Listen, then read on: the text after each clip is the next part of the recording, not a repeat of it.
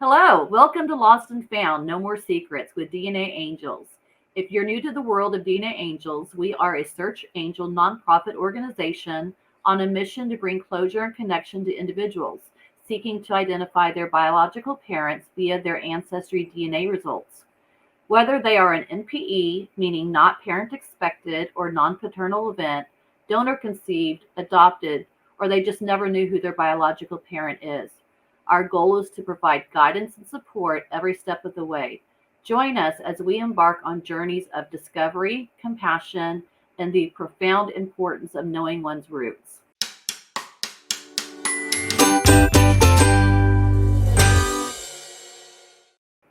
My name is Heidi, and I'm delighted to be here with you today as one of the team lead genetic genealogists at DNA Angels.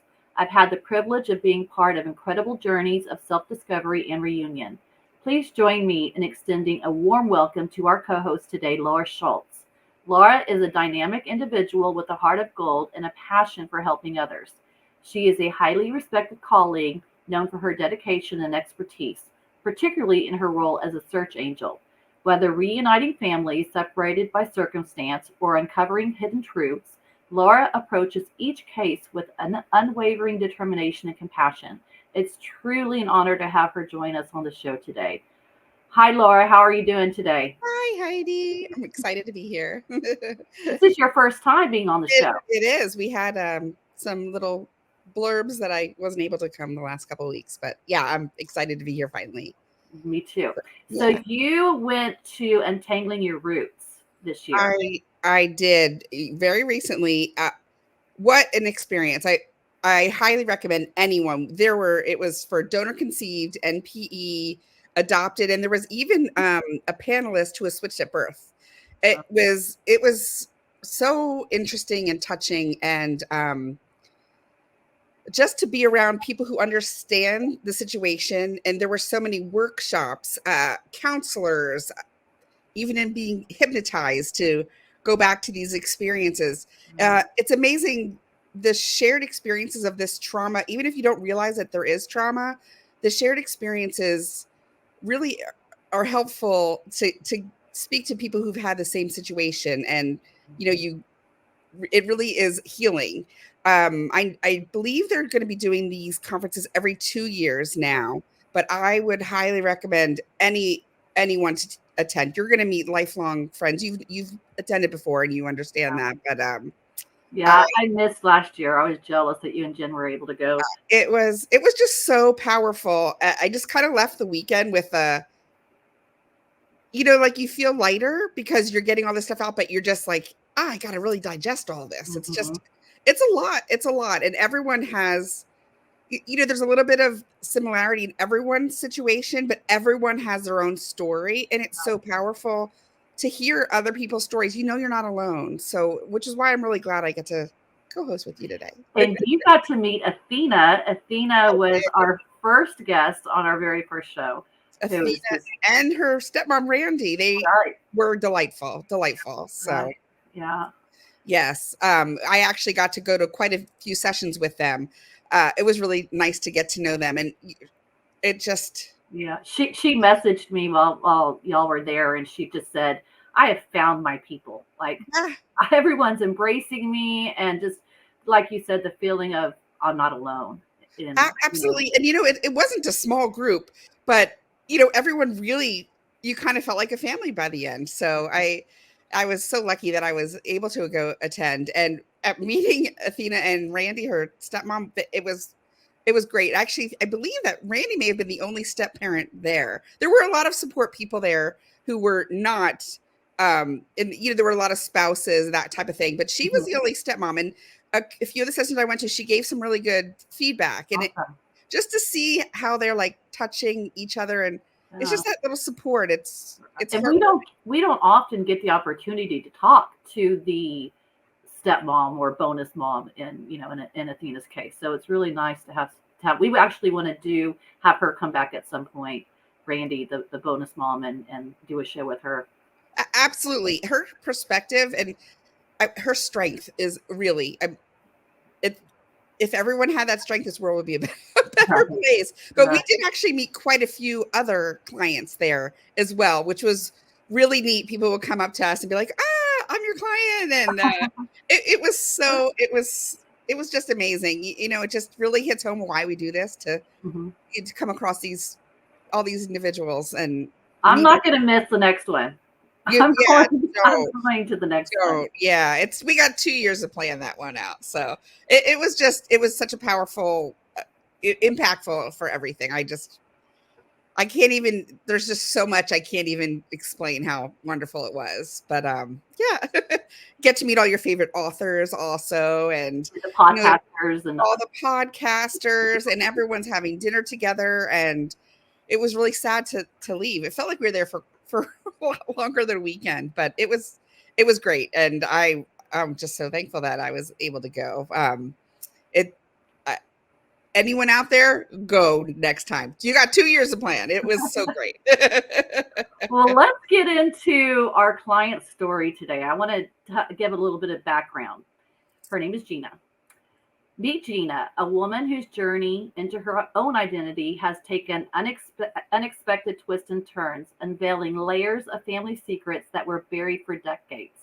At 64 years old, Gina embarked on a quest to uncover her genetic heritage, setting off a chain of revelations that would challenge everything she thought she knew about herself.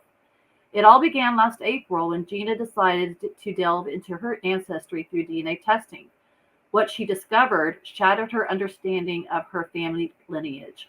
Her biological father wasn't the man she had known as her father all of her life. This revelation sent shockwaves through Gina's world, especially since everyone who could have provided clarity had already passed away. Rumors of her mother's affair had always lingered in the shadows of family gossip, but Gina had never suspected the extent of the deception until now. As she grappled with this newfound knowledge, she sought confirmation through additional DNA testing with 23andMe, which revealed another surprising twist. She had a half sister from her biological father's side. Connecting with her half sister opened up doors to a trove of family history and stories. However, their bond took an unexpected turn when Gina's half sister decided to explore her own genetic heritage through Ancestry in December. The results turned their understanding of family dynamics on its head once again. Gina's half sister discovered that Gina appeared as her closest relative on Ancestry, confirming their relationship as half sisters. However, her brother appeared after Gina, indicating that they didn't share the same biological father. This revelation sparked a new possibility that Gina's father may have impregnated her half sister's mother, and perhaps Gina and her half sister were both the offspring of another man entirely, someone both their mothers had affairs with, albeit 3 years apart. It was at that point she decided to contact DNAngels for clarity. Kim was assigned to her case and was able to give Gina and her half sisters both the answers they were seeking. So, with that being said, let's bring on Gina and give her a warm welcome. Hi, Hi, Gina. How are you today? I'm good. Thanks for having me. Thank you so much for coming on to the show. We really, really appreciate it. Well, I always like to get started with you telling us a little bit about your family structure and what it was like growing up for you. Kind of start from the beginning. Okay, so I grew up in the Upper Peninsula of Michigan. I had one sister who was 18 years older than me. We were extremely close. She passed away about 5 months before I found out my DNA secret. So my parents were older. My mom was 41. My dad was 45. Had the best childhood. I had the best dad. I was the apple of his eye, and I just had the greatest parents. And someone posted a little while ago that they said that their dad's face lit up when they walked in the room. And I thought, that's perfect. That is exactly how my dad was. So he was a great guy. And yeah, so my growing up, everything was fine, wonderful. I have wonderful family now, married, 2 kids. Did you never So expected that your father wasn't your Well, biological? no, the reason actually, I was helping my granddaughter do an ancestry project. She's 10, and she picked my paternal grandparents. And both sets of my grandparents had come over from Italy. Mm, So I never really knew any of them. They had all passed. One grandpa was 3, or I was 3 when he passed away. But um, so we helped her with this project, and I had a cousin who was very knowledgeable about it. She even knew what the name of the boat was that they came over on. And so we had a lot of fun doing this, my girls and I and my granddaughter. So my youngest daughter decided to get me a DNA test for my birthday because we had such a good time finding out these things. So otherwise, I don't know that I ever even would have taken one. mhm. I had no reason really. Um, I always said I was 100% Italian. So I took the test a year ago, and when the results came back, I was shocked. I was just, 51% Italian and 49% Swedish and Finnish. And I could figure out right away what relatives I was matching up with, and I wasn't matching up to any of my dad's side. And it was funny because back when that happened, and I told my girls right away, and they were shocked. And I'm real close to my nieces and nephews because they're closer to my age than my sister was. I have a nephew 3 years younger than me, and everybody was just shocked. And I wasn't really thinking about who's my dad then. I spent months thinking about who knew this. That's what I was trying to figure out, was like, who knew this? I asked childhood friends. I asked all my cousins. My mom had a gang of girlfriends she hung around with. I asked a couple of their daughters, and everybody was shocked, and nobody had heard a thing.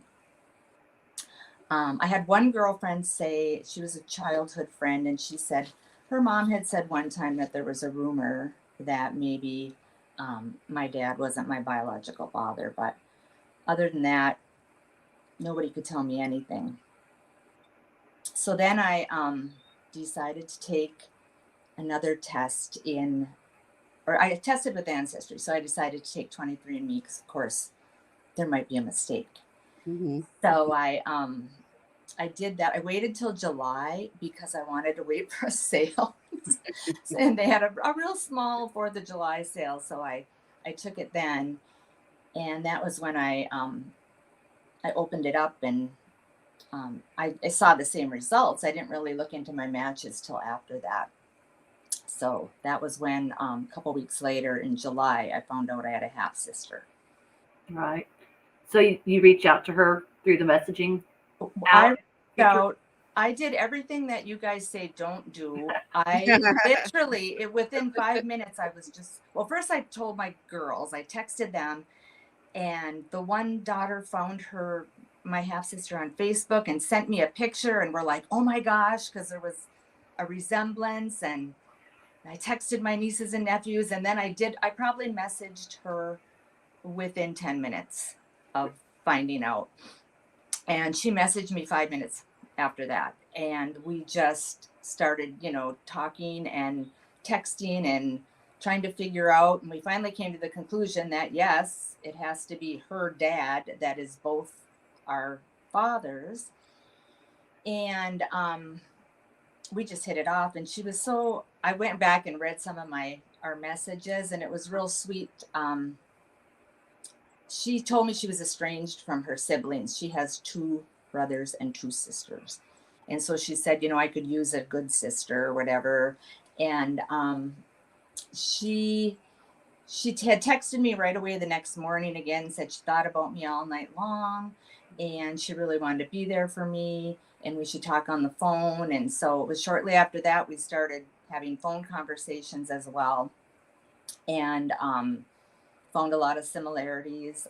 When I saw her picture, I said, do you have green eyes? And she said, yeah, I do. And I said, nobody in my family has green eyes. I mean, she had the same color eyes as me. And so anyway, we hit it off. We just had a great relationship. And she wanted me to go out and visit her. She lives in Arizona, and I live in Minnesota right now. And we both had big weddings coming up in the fall, and I had my youngest daughter was getting married, and then the holidays. So I said I couldn't do it till January. So I made plans to go out there, and okay, before that, I'm going to have to backtrack here. Before that, in December, she decided she wanted to take Ancestry as well, because she had just taken 23andMe. And that was when, like you said in your introduction, she found out that her brother had a different dad. And also, even though she was estranged from her siblings, she wanted me to have a relationship with at least the ones that were around my age. There was a brother my age and then a sister 1 year older. So she had helped me. I sent a letter to the sister, and the sister got back to me, and she was very welcoming as well. And we had a phone conversation. And So she lived, just to make it clear to our viewers, this whole time that you're building a relationship with this family, you're building it in that their father is your father as well. exactly. So they're probably sharing pictures and stories, Yes, and you're learning about this man that you're thinking is your biological father exactly. until she takes the Right. the ancestry test. Yes. And that's when things And I start mean, she was really right away when the first time we talked on the phone, her first question to me was, "Did you have a loving father?" And I said, "Yes, I did." And I told her all about my dad. And she said she had a tumultuous childhood. And so she shared all the things with me.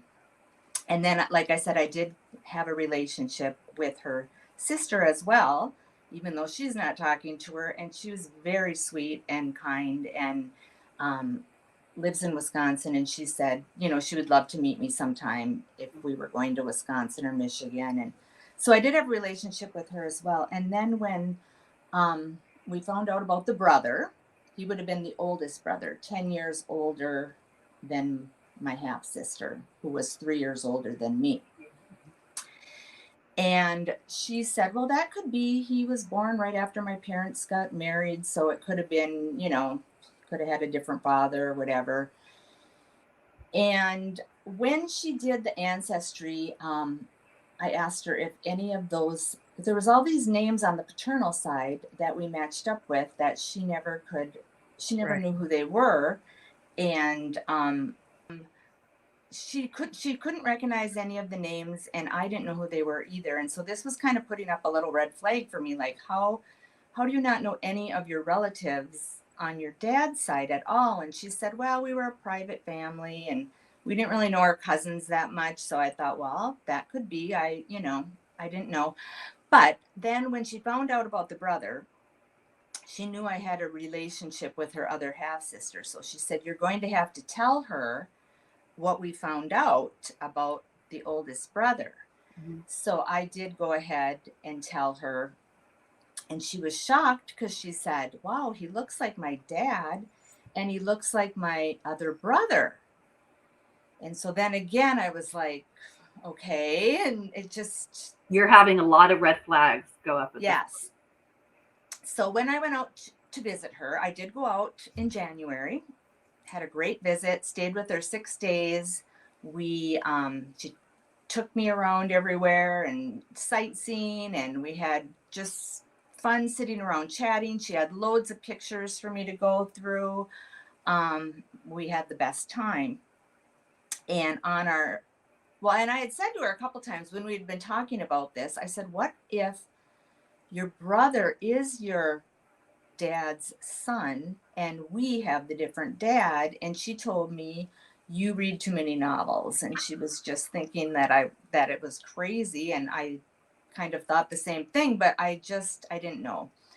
So my last day out there with her, we sat down and went over our matches together. I didn't realize back like a few months ago you still could do that. I could have clicked on my match with her on Ancestry and it would show our common matches, but we didn't know that. So and you can't anymore, I don't think. But so we sat down with a list, do you have this one, do you have that one? And we matched up our lists, and she still didn't know who anybody was. So when I got home, I messaged my top 5 matches on that paternal side and asked them if they were related to her, birth father's last name, and then my mother. I'm like, how are we related to these people? And um, I I didn't hear from anyone except one person. Sweet girl. I think she's like in her 40s. It was coming.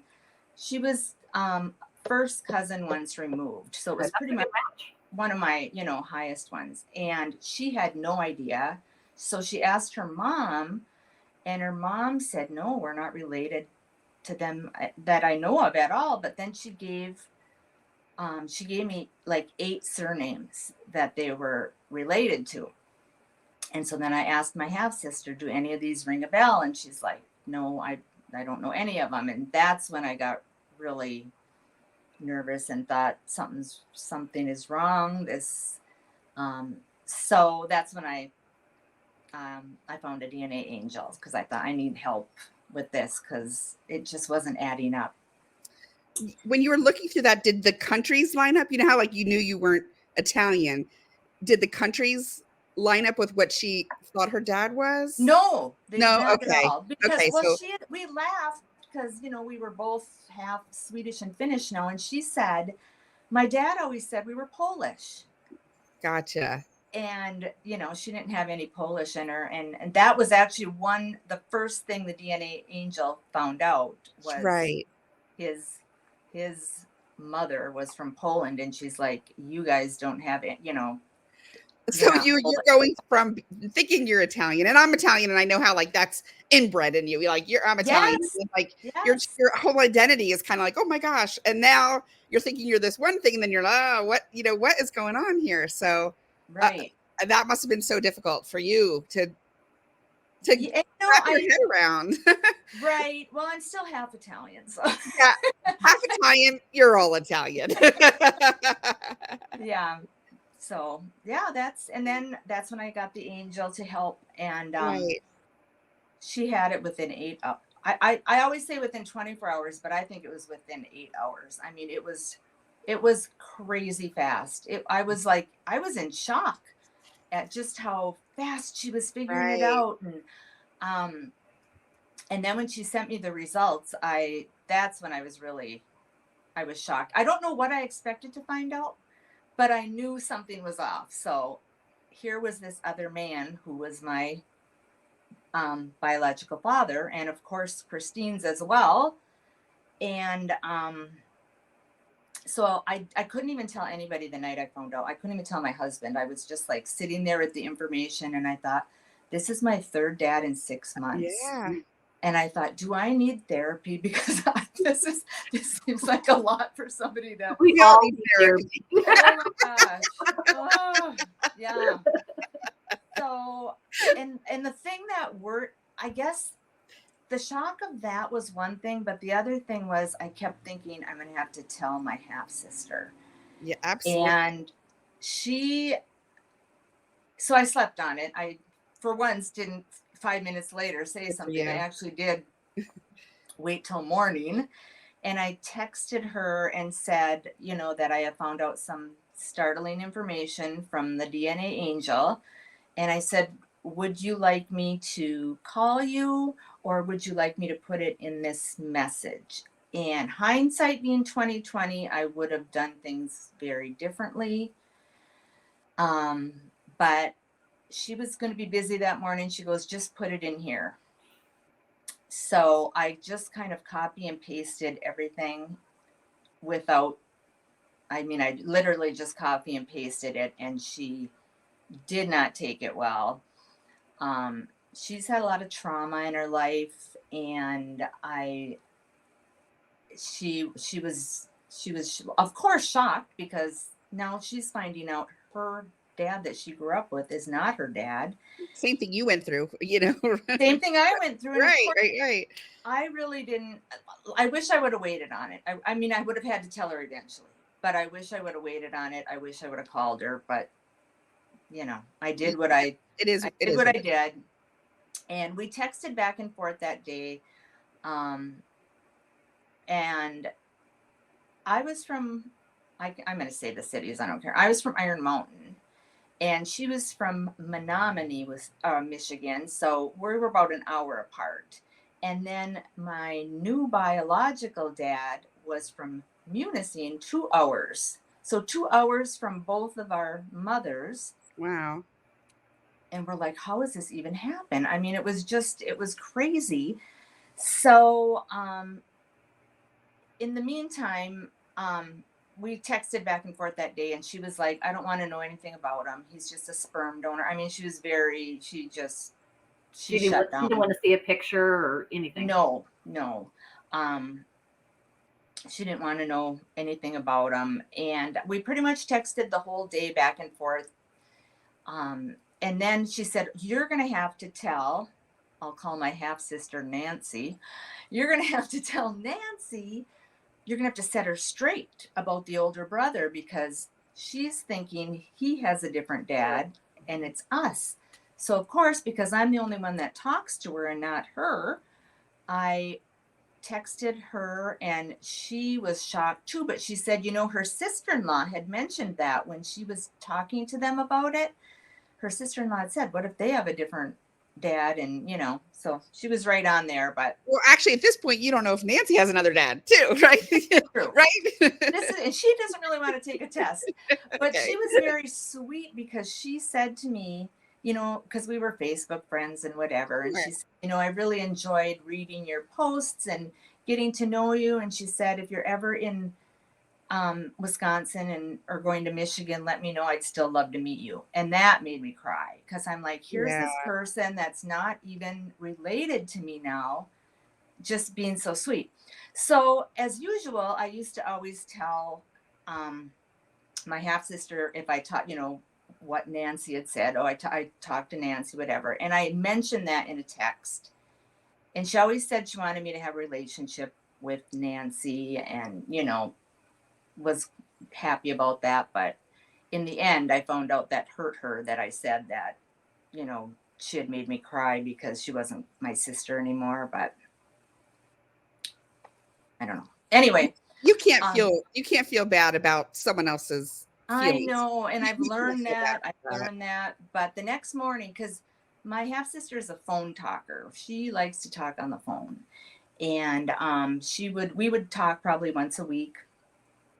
And so the next morning, we had not talked that whole day that this happened, and the next morning I texted her and I said, "Do you want to chat?" And she said, "No, I can't," or something like that. And I knew right then that something, it was just, things were not going to be good. So I went to the wonderful private Facebook groups that I'm in and shared what I was going through. And everybody was like, you need to just give her time, let her. And I'm like, okay, I'm just going to, I'll just give her all the time she needs. And I didn't bug her. I didn't text her. And I don't know. I feel like a few times that week we had a couple little texts back and forth.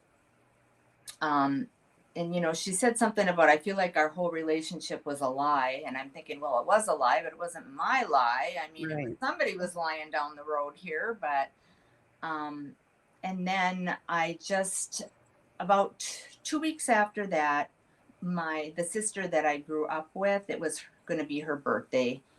And, so my half sister texted me and said, I just want to let you know I'm not shutting you out, and I don't want you to feel sad, because I know it's Julie's birthday this week. She remembered that.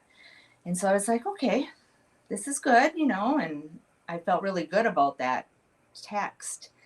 And then she said, maybe we can talk in a couple weeks. So it literally was a month after we found out.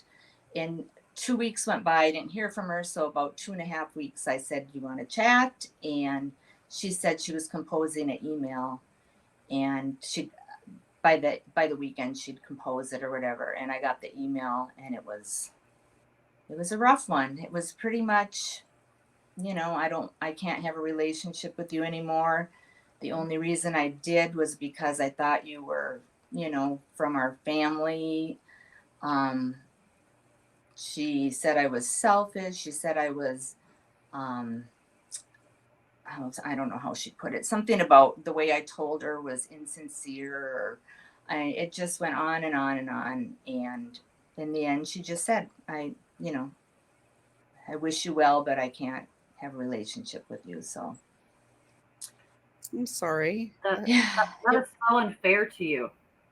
it That is really, so I think It so. is.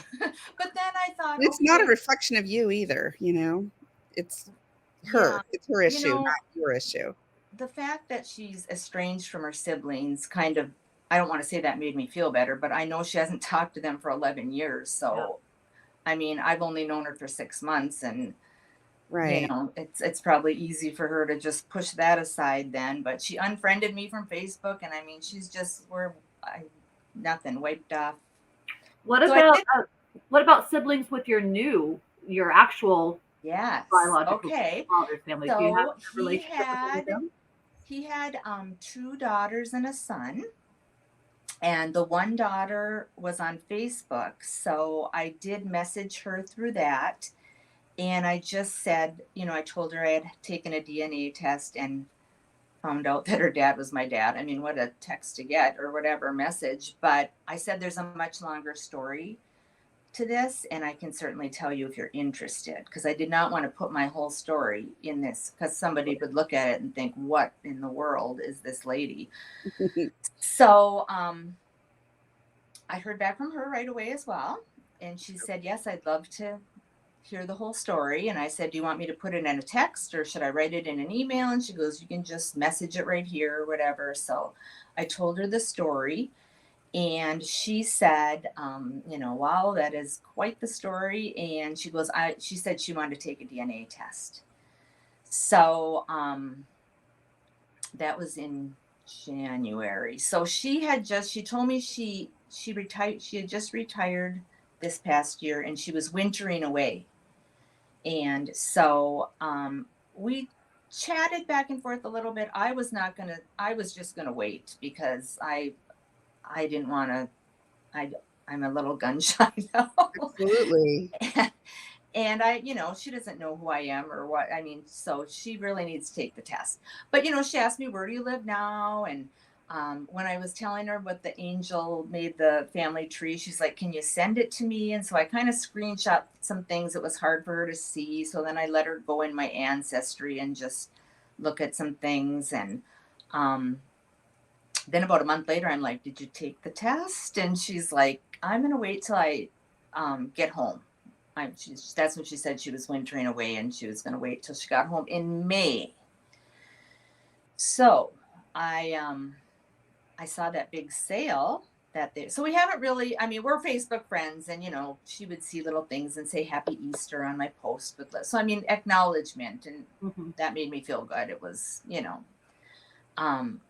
but when they had that big sale, the $39 Ancestry test sale, I did tell her, and I'm like, it is never this price. And she had just gotten home 2 days prior, and she said, that's awesome. And she said, I'm gonna get it. So I'm just waiting. I did go back to the cousin, the one that helped me with the, you know, trying to find out.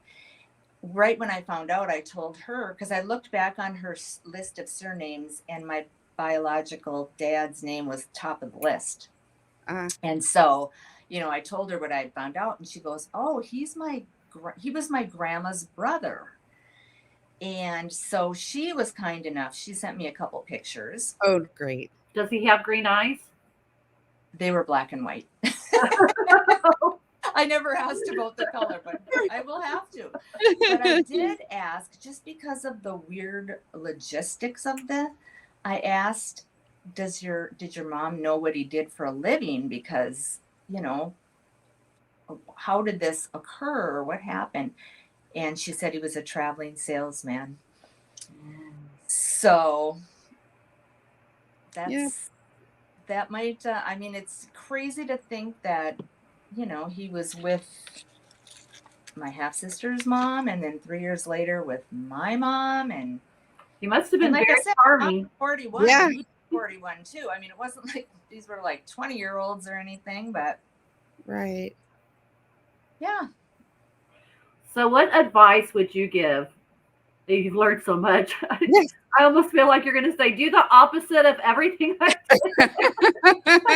truly, truly, what advice would you give to somebody that's found themselves in the same situation where they take a DNA test and find out that their biological father is not the man that raised them? I would say be a little patient. Be patient. Don't rush into things. I kind of lead with my heart, so it would have happened no matter what I did. But I've learned through this that not everybody processes things the same way. And that's a hard one because I feel like, well, people have said to me, you're taking this so well. And I thought, well, I had a great support group or, family, whatever. Everybody's passed. Nobody's getting hurt. Right. So it's a lot different than, what some people have and they're dealing with. But yeah, I would definitely say be patient. And I'm learning that a lot. Have you or someone you know had an unexpected discovery after taking an at-home DNA test? Perhaps you are adopted or a donor-conceived person?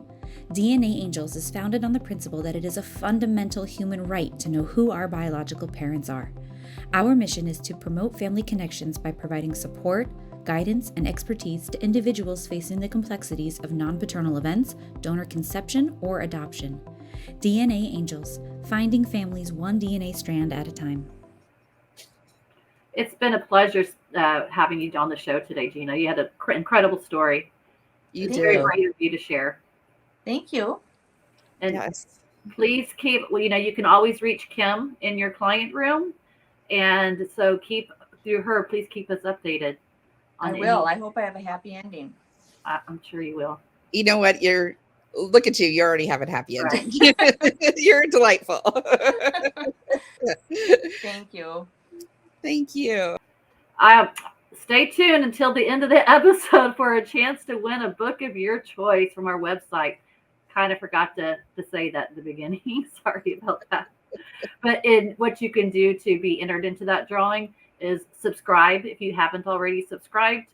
You can like this video and make a comment in the comment section below, and we will be picking someone to have a chance to go to our website and pick a book.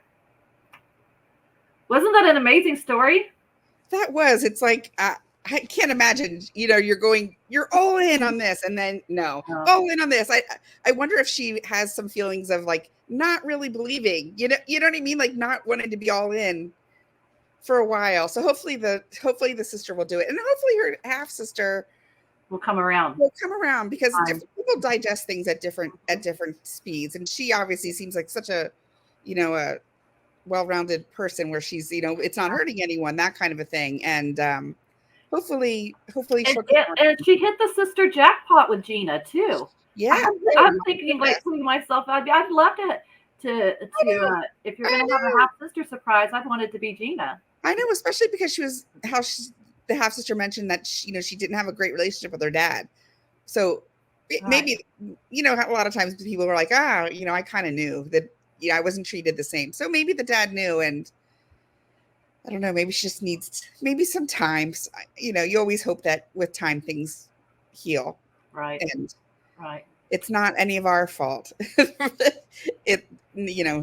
None of the children did anything wrong, so they're the innocent ones and all of this. Absolutely. So instead of the obituary, you and Laura discussed something doing a little bit different. Tell me what I did. Well, what made me think of it is my grandfather died at almost 98, about 2 years ago, and at my great-grandmother's, at his mother's grave, he had his stone put at her feet.